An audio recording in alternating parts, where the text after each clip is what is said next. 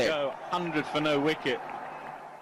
আপাত দৃষ্টিতে র্যাঙ্কিং এর 6-এ থাকা কিউইদের সঙ্গে টেস্ট সিরিজটা পুরোপুরি লাভজনক বাংলাদেশের, কারণ 2 ম্যাচের সিরিজে হোয়াইট ওয়াশ হলেও মাত্র 1 রেটিং হারাবে 9-এ থাকা বাংলাদেশ। এমনকি 1-0-তে হারলেও 65 থেকে রেটিং বেড়ে দাঁড়াবে 67। তবে সিরিজটা ড্র করতে পারলেই বাংলাদেশের রেটিং এ যোগ হবে 8 পয়েন্ট।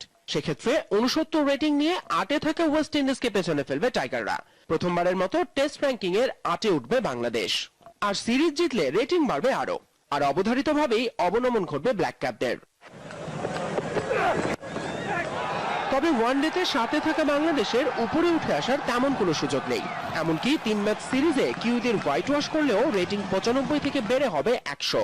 সেক্ষেত্রে 101 নিয়ে 6-এ থাকা শ্রীলঙ্কার নিচেই থাকবে বাংলাদেশ। তবে বাংলাদেশ যদি হোয়াইট ওয়াশ হয় আর জানুয়ারিতে পাকিস্তান যদি অস্ট্রেলিয়াকে হোয়াইট ওয়াশ করে, তাহলে কপাল পুড়বে টাইগারদের। সেক্ষেত্রে প্রায় 1 বছর পর আবারও পাকিস্তানের নিচে 8-এ নামতে হবে হাথুরু সিং এর দলকে। টি-20তেও কোনো সুখবর নেই। এখানে কিউইদের হোয়াইট ওয়াশ করলেও আফগানদের নিচে র্যাঙ্কিং এর 10-এই থাকবে বাংলাদেশ।